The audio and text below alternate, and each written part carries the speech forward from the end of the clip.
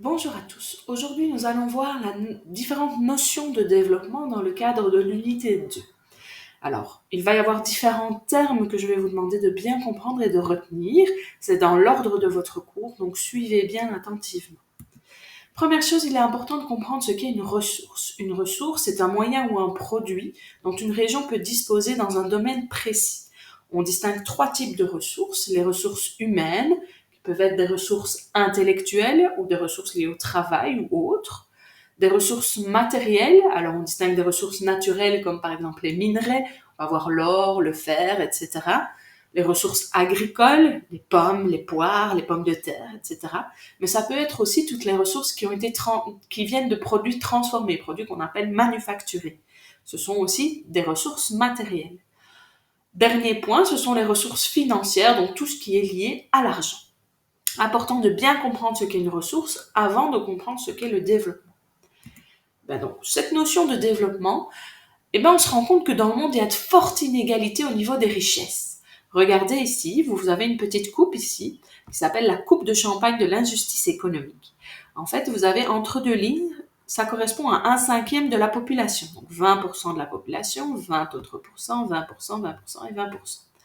On voit que les 80 premiers pourcents de la population, quand on parle des plus pauvres vers les plus riches, disposent du moins de richesses, alors que 20% de la population dispose à peu près de 80% des revenus. C'est mis ici, 20% des plus riches disposent de 82% des revenus, alors que le reste de la population très peu. Et on voit bien que les 20 plus pauvres ne disposent que de 1% des revenus.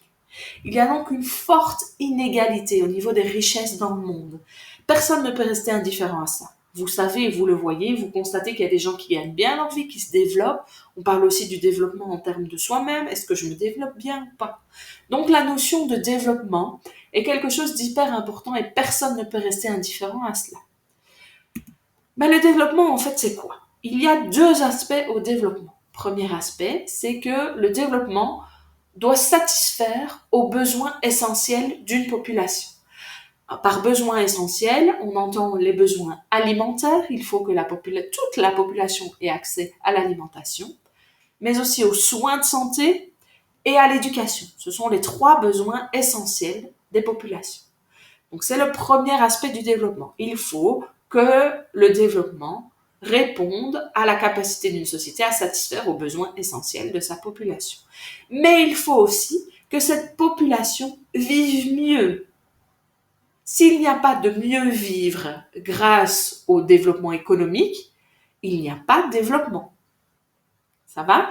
Donc, il faut permettre à cette population d'acquérir un mieux-être nécessaire à son épanouissement. Il y a donc deux aspects. L'aspect quantitatif, on a plus d'argent, on gagne plus, mais aussi l'aspect qualitatif, on vit mieux grâce à cet argent, grâce à cette quantité de choses qu'on a chez nous. Ça va?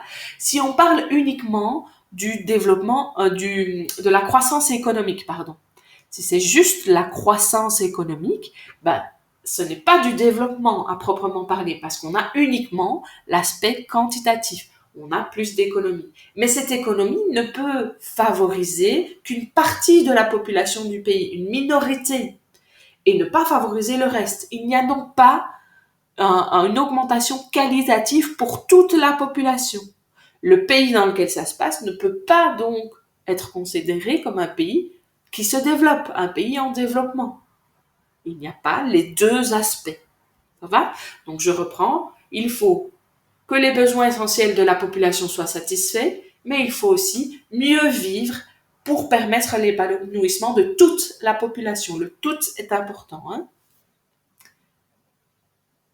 Alors, après le développement, il y a la notion inverse de sous-développement. Comme c'est l'inverse, forcément, la notion de sous-développement, ce sont les situations où les besoins fondamentaux de l'homme ne sont pas satisfaits. On n'a pas accès, ou toute la population n'a pas accès à l'alimentation, aux soins de santé ou à l'éducation. Ça va? Donc c'est l'inverse du développement. Si on ne répond pas aux besoins fondamentaux de l'homme, c'est du sous-développement. Alors, il y a différentes causes qui expliquent le sous-développement, des causes historiques. Je ne vais pas passer mon temps à les expliquer parce que ça dépend d'une zone à l'autre du monde. Mais sachez que l'histoire de la planète est vaste et qu'il y a des effets historiques qui expliquent qu'on est en retard de développement, donc en sous-développement à différents endroits. En même temps, il peut y avoir aussi des causes économiques qui sont liées à des choix économiques, voire même politiques, qui vont expliquer qu'il y a du sous-développement. Terme suivant, le mal-développement. Alors le mal-développement, en fait, il y a des efforts qui sont faits, des choix qui sont effectués pour essayer de développer la région ou le pays dans lequel on se trouve, mais ces choix sont néfastes, dans le sens où ils tendent à aggraver la situation des plus pauvres. Donc c'est un choix qui est fait, mais ce choix va profiter par exemple que aux riches, que à une certaine partie de la population, et ne va pas aider les plus pauvres. Dans ce cas-là, c'est du mal-développement. On n'aide pas toute la population, on n'aide qu'une partie.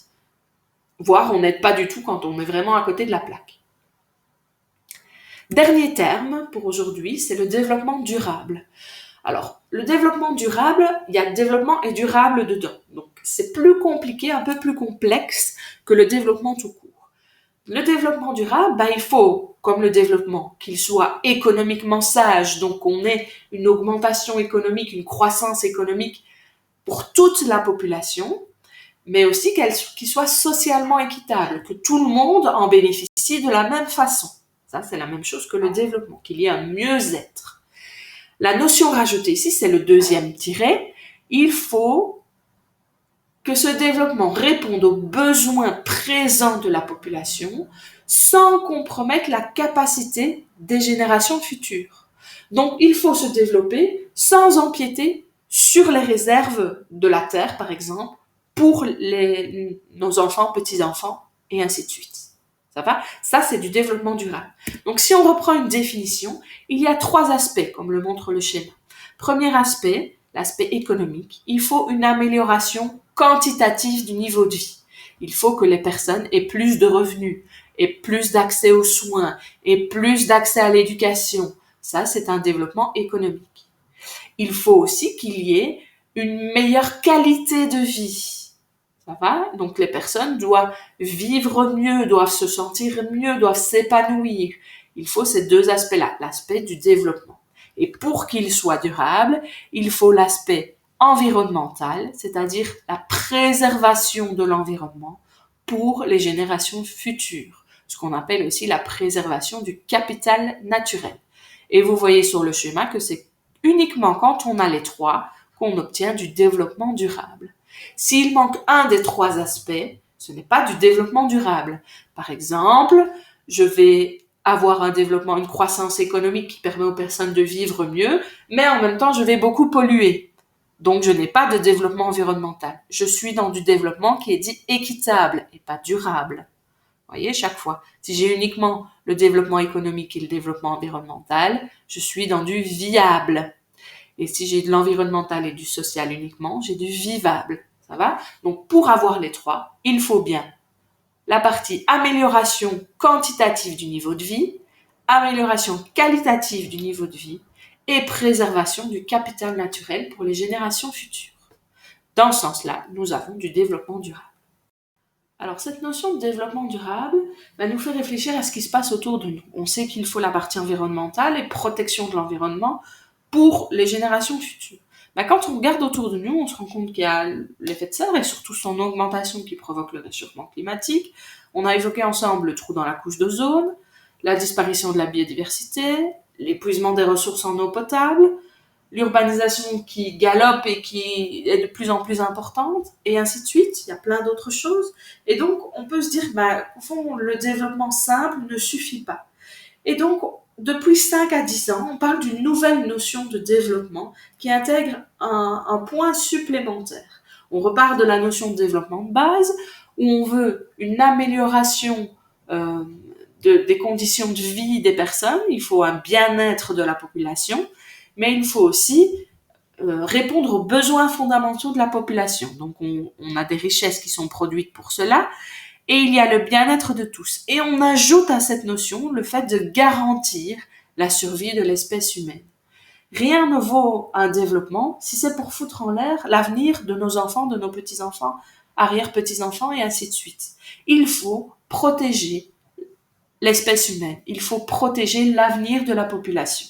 Et donc, cette nouvelle notion de développement intègre cela en plus. Il faut produire des richesses pour répondre aux besoins fondamentaux de la population. Il faut avoir pour but le bien-être de tous, mais aussi la survie de l'espèce humaine. Voilà pour les notions de développement ici. J'espère que vous avez bien compris. N'hésitez pas à me poser des questions dans les commentaires ou par mail. Et n'hésitez pas à revoir cette vidéo plusieurs fois pour bien comprendre les notions.